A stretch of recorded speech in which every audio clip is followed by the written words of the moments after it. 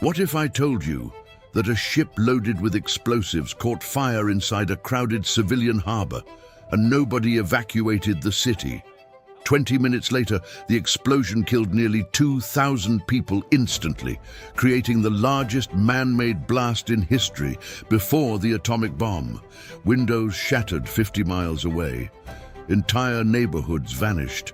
A tsunami formed inside the harbor. And for a few terrifying seconds, Halifax looked like a city erased from the map. December 6, 1917. Halifax, Nova Scotia. At the time, World War I had turned the harbor into one of the busiest military shipping routes on Earth. Every day, ships packed with ammunition, fuel, and soldiers crossed these waters. And that morning, two vessels were about to collide. Imagine you live in Halifax. It is a Thursday morning, cold, winter in Canada. You are getting ready for work. Your children are getting ready for school. It seems like a normal day, but it is not. The harbor is crowded, always. Ships coming and going, military convoys preparing to cross the Atlantic, supply vessels, troop transports, all squeezed into narrow channels. The war has made Halifax critical, essential, and dangerously busy. On this morning, two ships are navigating the same stretch of water. One is the SS Imo, a Norwegian vessel leaving Halifax, heading out to sea. The other is the SS Mont-Blanc, a French cargo ship entering the harbor from New York. But the Mont-Blanc is not carrying normal cargo. Inside its hold, 2,300 tons of picric acid, a high explosive used in artillery shells. On the deck, barrels of Benzol fuel, highly flammable. Also on board, 200 tons of TNT and 10 tons of gun cotton. The Mont Blanc is carrying nearly 3,000 tons of explosives, a floating bomb, enough to level a city, and nobody in Halifax knows it. The ship is not flying a red warning flag. The captain does not want to attract attention. German submarines patrol these waters. A red flag would signal valuable cargo. So the Mont Blanc enters the harbor silently, anonymously, just another ship in a sea of ships. Around 8:45 a.m., the Mont Blanc is navigating the Narrows, the tightest part of the harbor, and at the same time, the Imo is coming the other way. Heading out through the same narrow channel, the two ships are on a collision course. What happens next unfolds in slow motion. There is confusion. Signals are misread. The Imo is moving too fast.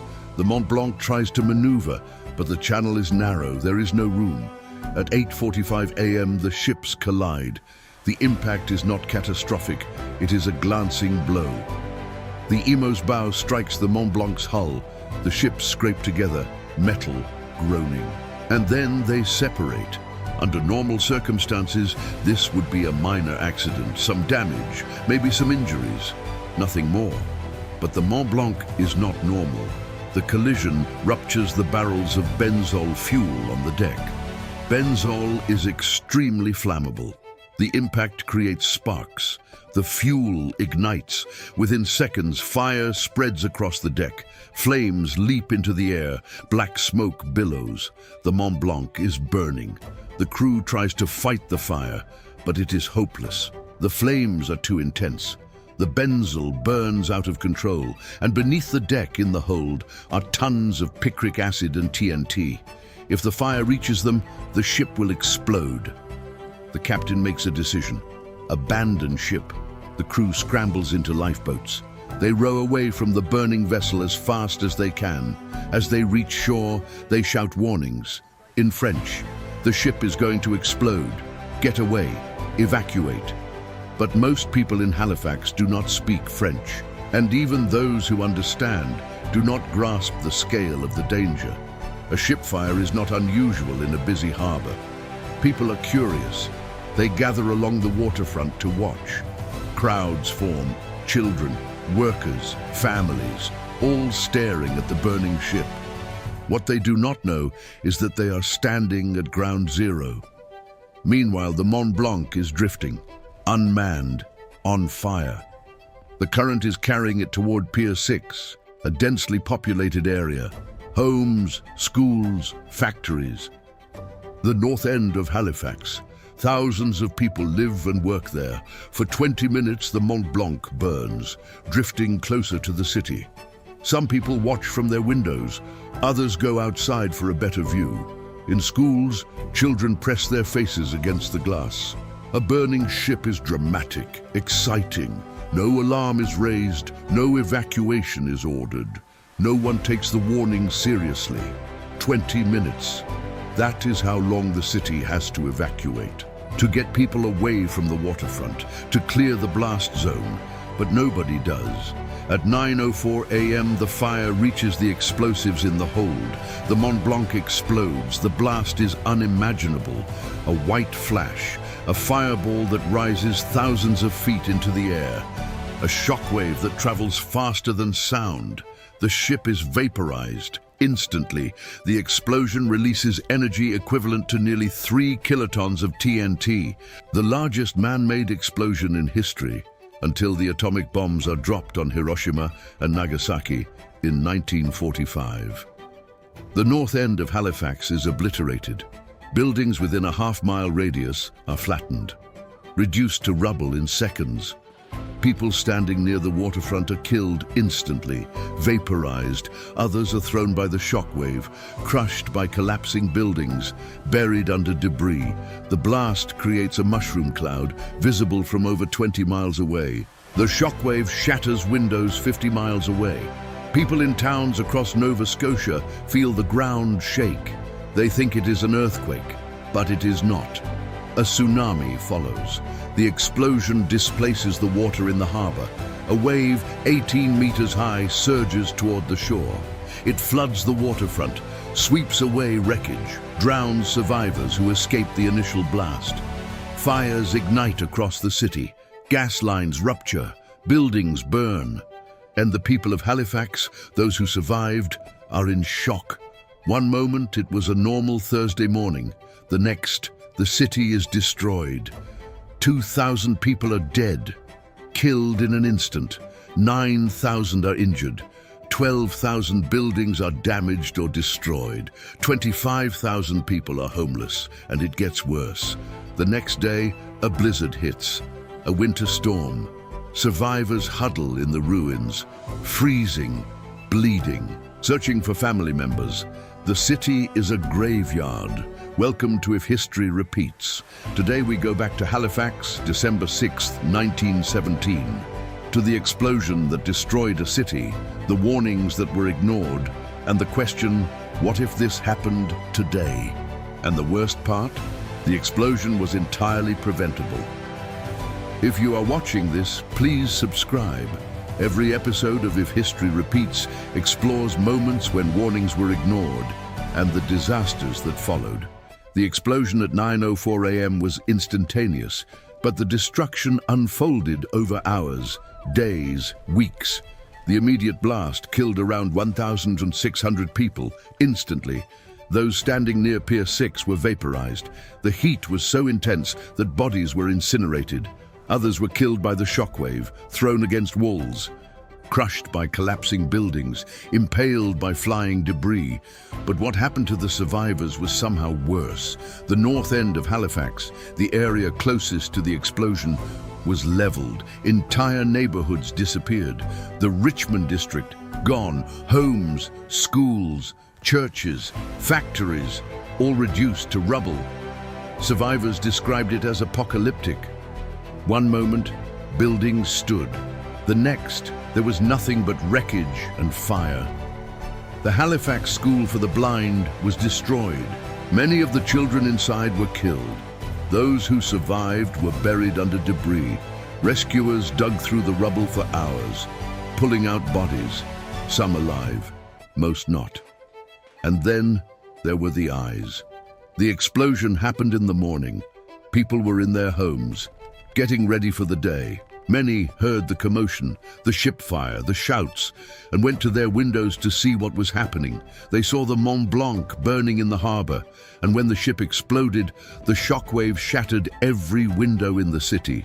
Glass flew like shrapnel, into faces, into eyes. Hundreds of people were permanently blinded. In an instant, children, parents, workers, all staring out windows when the blast hit. What nobody realized was how many victims the explosion would claim long after the blast itself. A train was passing near the harbor when the explosion hit. The conductor, a man named Vince Coleman, saw the Mont Blanc on fire. He stopped the train, sent a message back down the line. "Hold up the train. Ammunition ship afire in harbor making for Pier 6 and will explode. Guess this will be my last message. Goodbye, boys." His warning saved hundreds of lives. Trains behind him stopped. They were far enough away to survive. Moments later, the explosion hit. The shockwave derailed Coleman's train. He was killed. A hero, remembered, but dead nonetheless. The tsunami that followed added to the devastation. The waves swept across the waterfront. It carried wreckage, pieces of ships, buildings, bodies, inland. Survivors who had been pulled from collapsed buildings were drowned by the wave. Fires ignited across the city. The explosion ruptured gas lines, overturned stoves, scattered burning debris. Within an hour, dozens of fires were raging. The fire department was overwhelmed. Many firefighters were killed in the blast. Equipment was destroyed. Water mains were broken. There was no way to fight the fires effectively. And then the weather turned. The day after the explosion, a blizzard hit Halifax. Snow, freezing temperatures, wind. Survivors who had lost their homes were trapped in the ruins, exposed to the cold. Many froze to death, others died from untreated injuries. Hospitals were overwhelmed, medical supplies were scarce. Doctors and nurses worked around the clock. But there were too many wounded. The death toll climbed. In the days following the explosion, hundreds more died from their injuries. Burns, internal trauma, infections. By the time the count was finalized, nearly 2,000 people were dead.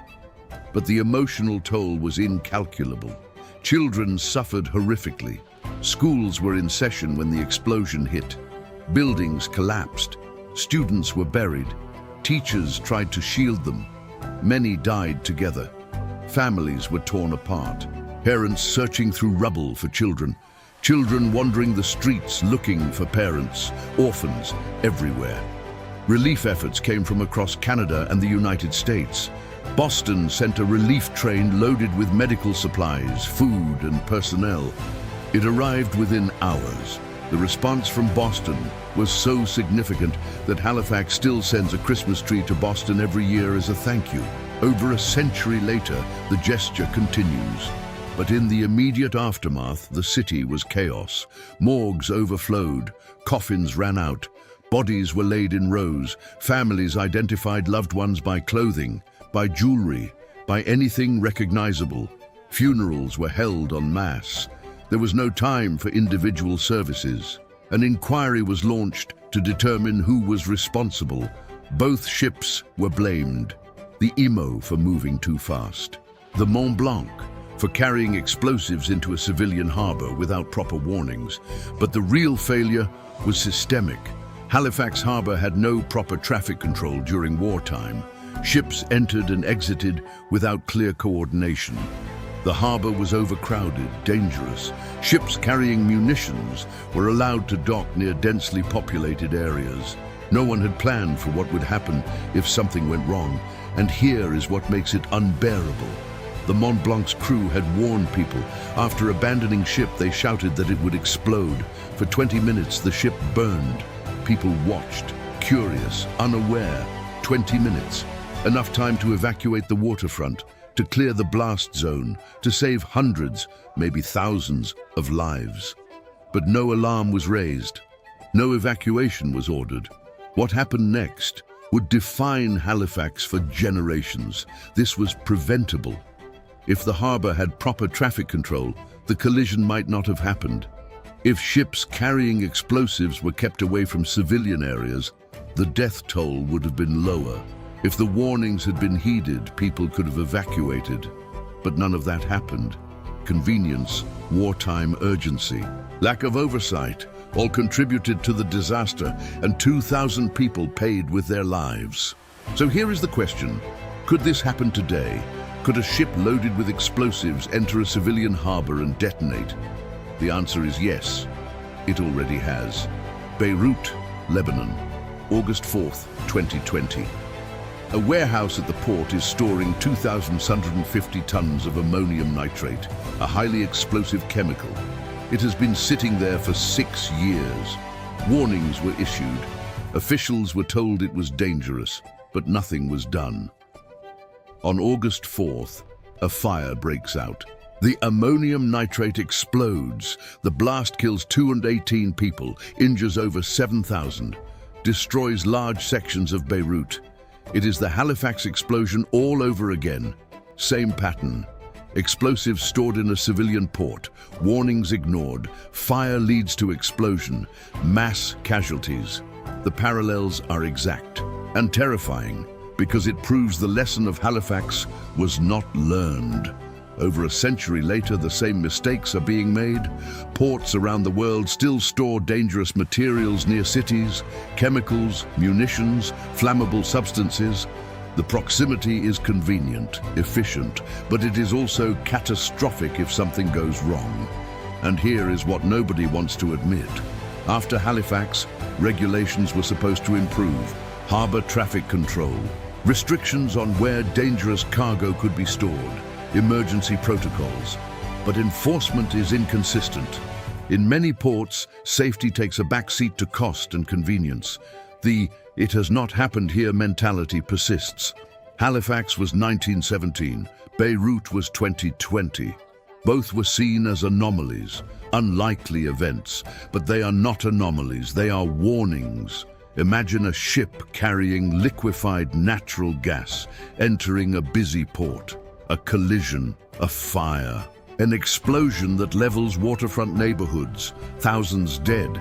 It is not far-fetched, it is a scenario experts warn about. But the warnings are dismissed. Too expensive to relocate storage, too disruptive to change protocols. The calculation is the same as it was in 1917, the cost of prevention now versus the cost of disaster later. And too often we gamble that the disaster will not happen. If you made it this far, thank you. On December 6, 1917, 2 ships collided in Halifax Harbour. One of them, the SS Mont-Blanc, was loaded with nearly 3,000 tons of explosives. The collision sparked a fire. The crew abandoned ship and warned people it would explode. For 20 minutes, the ship burned while people gathered to watch. No evacuation was ordered. At 9:04 a.m., the Mont Blanc exploded, the largest man-made blast before the atomic bomb.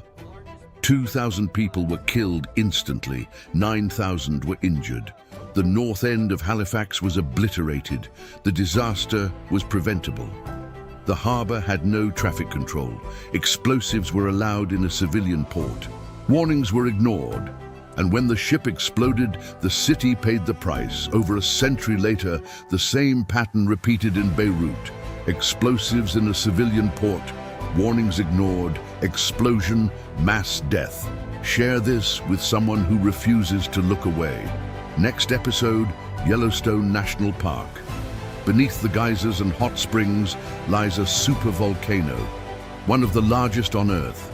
It has erupted before, 3 times in the last 2.1 million years. The last eruption was 640,000 years ago.